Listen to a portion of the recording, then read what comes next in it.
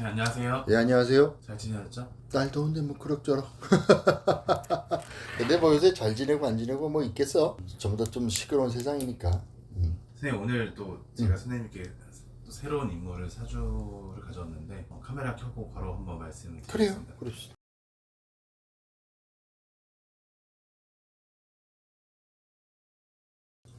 사주는 좋다. 사주는 좋아요. 진짜 좋아.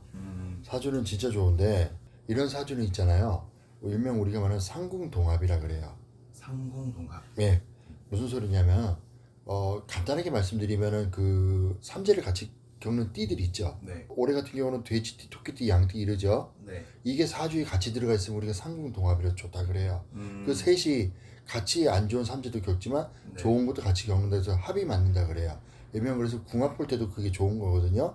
그러나 물론 이제 태어난 달 태어난 날짜를 봐야 되겠죠. 거기서 궁합 같은 거 보고 들어가 있는데 이분 같은 경우는 사실은 언변에 대한 재주도 있고요. 그리고 관운도 들었고요. 괜찮아요. 사주는 참 좋아요. 그런데 이게 물론 사주가 좋다 그래서 전부 다 잘 풀리는 건 아니에요. 그 집안에 내력이 있거나 안 좋은 쪽이 있거나 뭐 이러면 좀 안 풀릴 수도 있고요. 또 이 좋은 사주를 갖고 해서 반대쪽으로 하는 경우도 있는데 내가 여기 처음 스타트 때 언변에 대한 재주가 있다 그랬잖아요. 그리고 관운이 들었다 그랬어요. 그러면 보통 변호사나 검사, 판사 아니면 정치인 이런 쪽으로 가야 돼요. 사업가적인 기질은 좀 없어요.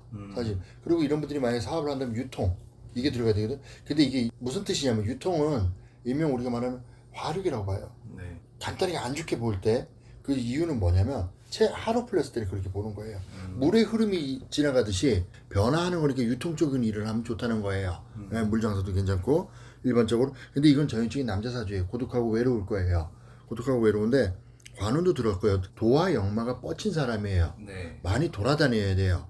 아니면 자기 직업을 많이 바꾸거나 자기 확고한 신념이 뭐 바꿔지거나 뭐 이래야 되거든요. 올해 삼재가 지났다 그러지만 있잖아요. 사실은 근본적으로 6월 이후부터는 안 좋아요.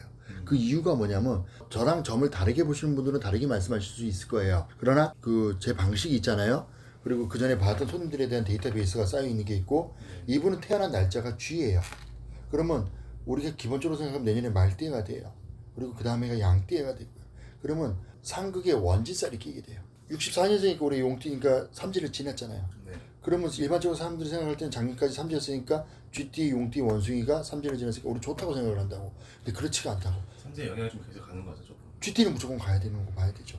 왜냐하면 제가 기본적으로 말할 때 삼재라는 게 6개월 전에 들어오고 6개월이 먼저 나간다 그랬잖아요. 안 좋은 거 먼저 들어오고 또 나간다고. 그러니까 기운 자체가 그렇거든요. 이 사람은 올 6월 이후부터는 양력 6월 이후부터는 별로 그다지 운 좋지는 않아요. 그래 타고 태어날 때는 관운도 좋고요. 돈복도 제법 있어요. 올해, 내년, 내후년까지 그러니까 올해부터 해서 27년도 6월까지는 상당히 조심해야 되는 사람 중에 하나가 들어갑니다. 망신수 구설수도 들어오고요. 연세가 이만큼 있다 보니까 일반적 사람으로 봤을 때는 이제 은퇴하고 슬슬 정리해야 될 때죠. 예. 그러나 관운이 뻗쳐요. 예, 그런 거는 있어요. 27년도까지 조심해야 되고 올해는 아마 7, 8월 달에 빠르면 이건 한 4월 달쯤부터인데 그때부터 해서 망신수 구설수가 들어와요. 글쎄요. 고독하고 외로운데 한 고집 해요. 그렇기 때문에 자기가 생각한 게 맞다고 추진해서 나갈 거예요. 네. 그러나 그게 악수를 두는 경향이 될 겁니다. 예. 그렇기 때문에 일반적으로 상담을 만약 이런 분이 하신다면은 내 거를 포기하고 좀 지키라 그러고 싶어요. 일반적으로 나이를 먹고 회사 생활을 하시는 분들 있잖아요. 네. 저는 앞으로 어떻게 될까요? 저한테 물어볼 때 본인 같은 경우는 도와 역마가 낀 데다가 노년에 62세인데 지금 64세까지 안 좋으니까 내 거를 확장하지 말고 지키고 투자 같은 것도 많이 하지 말고 이런 방식으로 말씀을 드리거든요. 물론 이 사람은 말을 안 들을 거예요. 자기 고집이 있고 욕심이 많은 사람이에요. 건강수는 크게 문제될 건 없고요. 한 70쯤 됐을 때 간 쪽으로 오는 질병이나 이런 게 문제겠죠. 네. 뭐가 궁금하세요? 이 사주의 주인공은 네. 이번에 국무총리 후보자 김민석입니다. 사주 좋네. 좋아요. 사주 좋은 거예요.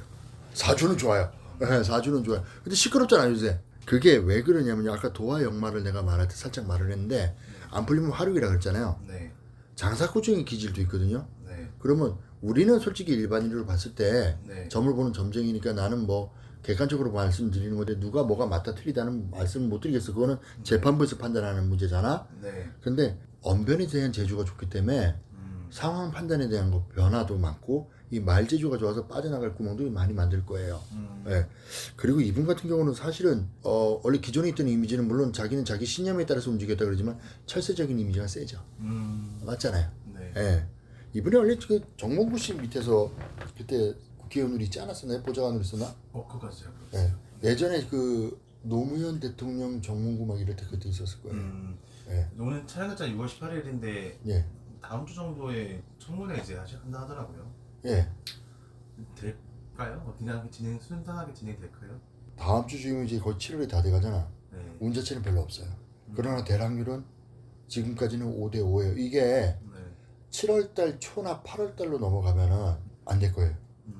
근데 이게 기본적으로 워낙에 문제가 그 쌓인 게 있고요. 사람들은 항상 의구심을 갖고 있고 의혹을 갖고 있잖아. 네. 근데 이재명 정부에서 첫 총리 인사잖아요. 네. 시작하자마자. 그렇죠. 물론 뭐 누군가 뭐 저 잘못했다가 자진 사퇴한 분도 있는데 글쎄 이것까지 양보를 할까 대통령이 그 사람도 그분도 이렇게 밀어붙인 추진력이 있다고 해서 좋아하는 분들이 많은데 저는 개인적으로 볼 때는 지금 근데 솔직히 돌아가는 게 옛날이랑 똑같은 것 같아. 소통 안 하고 밀어붙이는 형식으로 소통한다 했지만 그거는 어떻게 보면 일종의 쇼 같지 않아요? 네, 그런 부분도 있고 물론 그건 판단하시는 분들이 판단하는 거겠죠. 너무 성향이 갑작스럽게 바뀐 거에 대해서 조금 의구심도 들어요. 근데 아마 지금 현재 상태는 솔직히 말하면 4대 6 4대 6 할 수 있는 게 4예요. 나는 개인적으로 이분이 해도 있잖아요. 오래 못 간다 봐요 총리를. 저는 그렇게 봐요. 감사합니다. 예.